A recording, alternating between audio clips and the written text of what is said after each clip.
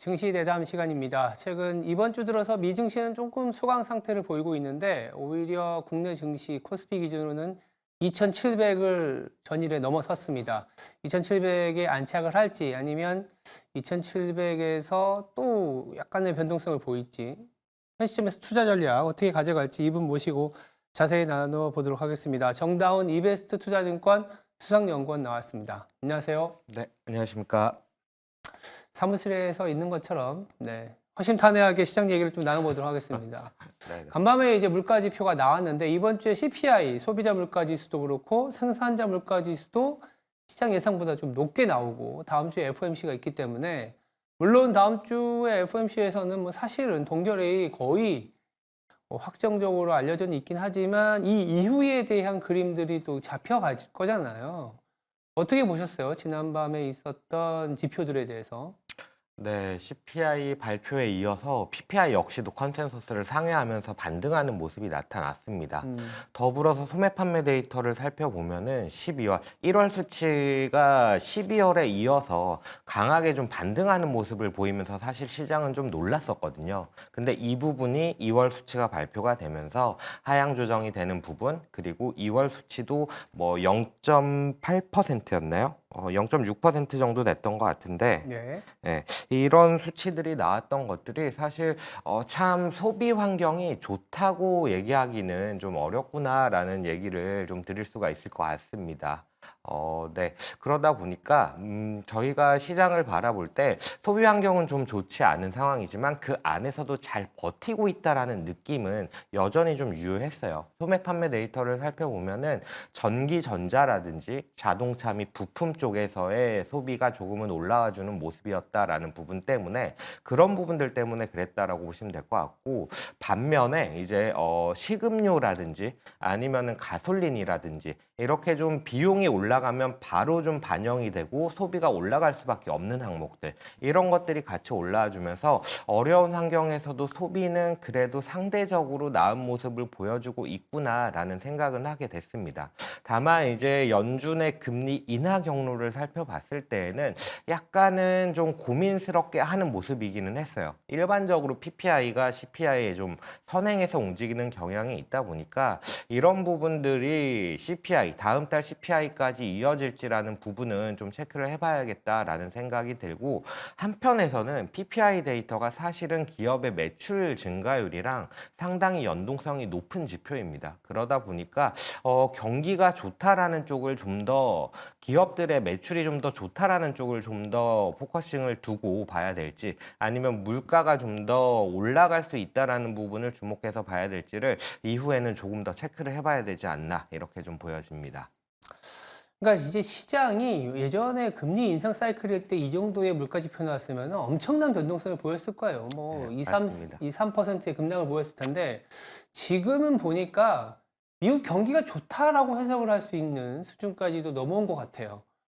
보합권이니까. 근데 문제는 미국의 경기가 좋은 거, 그리고 금리를 뭐 예전처럼 뭐 빅스텝으로 푹푹 내려주지 않아도 잘 버틸 수 있다라는 컨센서스가 형성되는 구간인데, 근데 주가를 보니 S&P 기준으로 20배, PER 20배 넘고, CNN에서 집계하는 이제 그 공포 탐욕 지수 보면 극단적인 건 아니지만 탐욕에 약간 끝자락에 있으니까 약간 조정이나 조금 뭔가 뭐랄까요? 변동성이 이제 촉발되지 않겠냐. 이런 시선들이 좀 있거든요. 이럴 때 우리는 뭐를 봐야 되는지 그게 어, 중요해요. 그쵸. 저희 생각에는 지금 시장 자체가 말씀하셨다시피 음, 펀더멘탈리 온전히 설명되는 시장은 아니에요. PER이 20배가 넘어가는 시장이다라는 얘기가 바로 그런 얘기라고 볼 수가 있을 것 같은데, 그러면 지금까지 시장을 이끌었던 주체, 어떤 부분들이 시장을 이렇게 강하게 만들었느냐라고 했을 때 저희는 유동성에 대한 부분을 보고 있어요. 지금 음, 미국 시장 같은 경우도 포모 장세가 좀 나타나면서 이렇게 강하게 반등한 부분들도 있다라고 생각을 하는데, 그 말은 결국 유동성이 이렇게 만들었다라는 거거든요. 그러다 보니까 이 유동성이라는 부분을 좀 더 주의 깊게 봐야 되지 않나라고 생각을 하고 있고, 유동성 데이터로 뭘 좀 얘기를 드릴 수 있을까라고 했을 때, 유동성 데이터로는 이제 마진 대비라고 해서 미국의 신용 증거금 데이터가 월별로 좀 제공이 되거든요. 그런 이런 부분들과 더불어서 뭐 증시로의 자금이 흘러가는 부분들, 펀드 플로우 같은 데이터들을 같이 좀 보시는 게 어떨까라고 좀 생각을 합니다. 유동성으로 봤을 때 지금 시장이 더 들어올 만한 여력이 있으면 미국의 경제가 좋기 때문에 유동성이 유입이 될 수 있고, 근데 조금 포모나 소위 말하는 탐욕을 넘어서 약간의 레버리지가 충만하게 되면 더 좋아질 수 있겠냐 하면서 빠질 수 있잖아요. 지금 유동성 상태는 어때요? 지금 유동성 상태로 보면은 마진덱 같은 경우가 사실 1월 데이터 발표된 거 보면은 YOY 한 9% 정도 증가한 상황이라서 과거에 이제 뭐 저희가 같이 월보 쓴 자료 쓴 거에도 넣어 있긴 한데 IT 버블이라든지 아니면은 리먼 사태가 터지기 직전에 아니면은 뭐 코로나 이후의 시기 이렇게 좀 버블의 시기로 나아가는 때에는 30% 이상까지 올라서는 그림들이 나타났거든요. 그러다 보니까 지금의 10% 수준이 부담이 아예 없냐라고 했을 때 그렇지는 않지만 충분히 추가적인 강세 여력이 있다. 만약에 이익 단위라든지 제조업 사이클이라든지 이런 부분들에서 개선의 여지가 확인만 된다라고 한다면은 충분히 더 과열될 여지가 있다. 이렇게 좀 표현을 할 수가 있을 것 같습니다. 맞아요. 네. 여기서 더 과열될 여지가 있다라고도. 그렇죠. 그러니까 지금이 뭐 저평가라든지 과열이 아니다라는 얘기를 하는 건 아니지만 네, 맞습니다. 굉장한 고평가라든지 IT 버블이나 금융위기 당시 직전에 과열 정도까지는 아니니까. 그러면 이 더 과열이 되려면 더 올라서는 종목이 있으면 돼요. 그렇죠. 근데 이제 간밤에 보면 엔비디아는 또 급락을 보이고 테슬라 뭐 계속 이제 약세를 보이고 있는 건 맞는데, 또 한편으로 마이크로소프트라든지 애플이라는 시가총액 1, 2위 기업이 또 2에서 3%, 2%, 1% 급등을 했거든요. 그러니까 엔비디아도 좋은 건 맞지만 엔비디아만 끌고 갈 수 없다라는 시각이 있었는데 엔비디아 대안들이 나오고 있는 상황입니다. 국내까지도 연결해 볼 수 있는데 엔비디아 대안 내지는 엔비디아에 대한 시각도 필요한 상황이라서 어떻게 바라봐야 될지가 중요해요.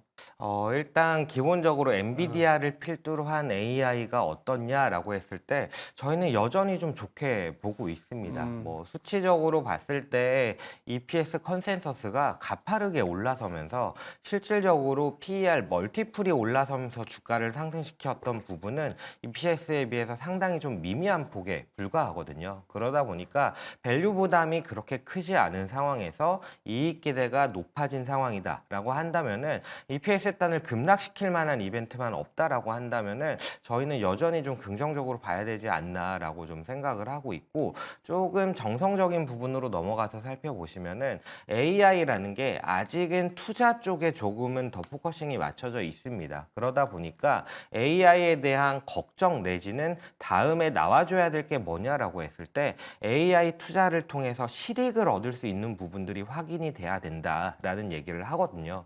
그래야 기업들이 AI 투자에 대한 부분을 정당화할 수 있고 좀 더 가속화 내지는 최소한 기존의 공격적인 투자를 유지할 수 있는 힘이 된다라고 좀 보여지는데, 지난번에 이제 메타 실적 발표한 거에 이어서 오라클 실적 발표도 약간은 그런 부분을 보여주지 않았나라고 생각을 하고 있어요. 알고 계시겠지만 오라클 같은 경우에는 후발 업체입니다. 클라우드 쪽에서. 근데 이번에 상당히 좀 강하게 클라우드 쪽이 성장하는 모습을 보였어요. 그게 무엇 때문이냐라고 했을 때 AI 도입을 원하는 기업들의 니즈를 잘 맞춰줬다라는 거죠. 심지어 가격 레벨 역시도 타사 대비해서 약간의 경쟁력을 가져가면서요. 그러다 보니까 AI를 통해서 뭔가 수익을 만들 수가 있겠다라는 생각이 조금은 강해지지 않았을까라고 기대를 하고 있고, 이런 부분들 때문에 AI 쪽이 여전히 나쁘지 않다라고는 생각을 하고 있습니다. 다만 AI 같은 경우가 주가가 워낙 가파르게 급등을 하다 보니까 이런 부분들에 대해서 약간은 차익 실현이라는 부분들이 나타나고 있는 것 같아요. 이제 PPI 지표 역시도 컨센서스를 상회하는 모습이 나타났던 거 역시도 그런 부분들에 불을 지피는 부분이었다라고 생각을 하는데, 대안으로서 좀 눈을 돌릴 만한 게 뭐가 있을까라고 생각을 했을 때 저희 같은 경우에는 성장주 이외의 가치주 영역에 대해서도 조금은 고민을 하고 있어요. 가치주 영역에 대해서 좀 고민을 하는 게 EIA에서 유가에 대한 전망치를 좀 상향한 부분도 있고 구리 가격 역시도 좀 반등한 부분이 있습니다. 이런 것들이 대표적으로 경기 민감주들의 긍정적인 시그널이거든요. 그러다 보니까 이런 가치주 영역에서의 좀 좋아질 만한 게 뭐가 있을까라고 생각을 했을 때 사실 성장에 대한 부분이 나오지 않는 게 가치주의다 보니까 이런 부분들을 약간은 고민을 해야 되는 것 같아요. 그래서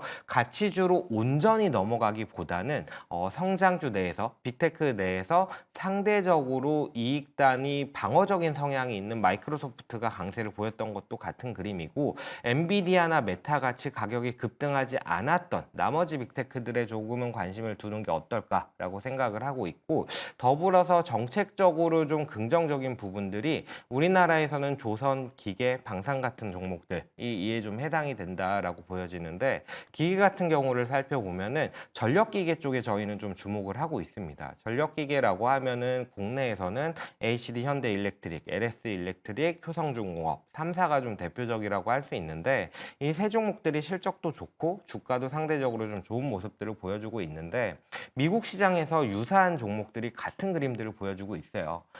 이튼이라든지 아니면 엠벤트 같은 종목들이 주가가 사실 상당히 많이 꾸준히 올라왔는데 어제 같은 경우에도 그렇게 큰 조정은 나타나지 않는 모습이었거든요. 그 말은 결국 정책적으로 이러한 전력 인프라에 대한 수요가 늘어나고 있는 부분들이 이런 기업들의 수혜로서 꾸준히 작용할 수 있고 실적단 역시도 위가 좀 열릴 수 있다라는 관점에서 저희는 좀 주목을 하고 있다라고 보시면 될 것 같습니다. 네, 정리해서 보면 엔비디아가 촉발시킨 아니면 엔비디아가 필두로 한 AI 성장은 계속되고 실익이 나오고 있기 때문에 점점 좀 확산되고 있는 상황. 그리고 이제 뭐 어떻게 보면 AI와 관련된 전력 기기일 수도 있는데 미국 내에서 전력이나 정책적인 변화가 있기 때문에 이 엔벤트나 이튼 커퍼레이션처럼 우리나라에도 이제 전력기기 3사에 주목을 하자. 그러면 시간이 굉장히 짧은데 마지막으로 그냥 삼성전자 왜냐하면 미국도 애플이 올라가기 시작했거든요. 네. 삼성전자에 대한 간단한 코멘트만 좀 듣고 마무리. 네. 전자 같은 경우에는 소외됐습니다. 네. 그런 관점에서 좋습니다. 근데 연간으로 봤을 때 삼성전자가 엣지를 낼 수 있냐라고 했을 때 아직은 조금 이르다라고 생각을 하고 있습니다. 그 이유는 범용 제품, 그러니까 결국 소비자들의 수요에 보다 민감한 게 삼성전자입니다. AI 쪽에 대한 익스포저가 상대적으로 낮은 부분들, 그리고 모바일이라든지 아니면 디스플레이 쪽에 실적에 대한 익스포저가 좀 더 큰 종목이다 보니까 네. 그런 부분들을 감안을 하면은 전자에 대해서는 나쁘지는 않지만 아직 그렇게 긍정적으로 보기엔 좀 이르다 정도로 평가할 수 있을 것 같습니다. 그러니까 하방은 뭐 크게 잡혀 있지는 않은 것 같은데 상방 삼성전자가 움직일 때 더 크게 움직일 수 있는 종목들이 많다. 그렇죠. 알겠습니다. 네, 오늘 뭐 전체적으로 이번 한 주를 좀 마무리하면서 다음 주 전략까지 뭐 엔비디아를 비롯한 빅테크 여전히 살아있고 우리나라는 전력기기도 좀 챙겨봐야 되는 이슈까지 살펴봤습니다. 지금까지 이베스트 투자증권의 정다운 수석연구원이었습니다. 감사합니다. 네, 감사합니다. 네, 오늘 하루 잘 마무리하시고요. 한 주도 마감 잘 하시기 바랍니다. 저는 다음 주 월요일에 다시 찾아뵙겠습니다. 감사합니다.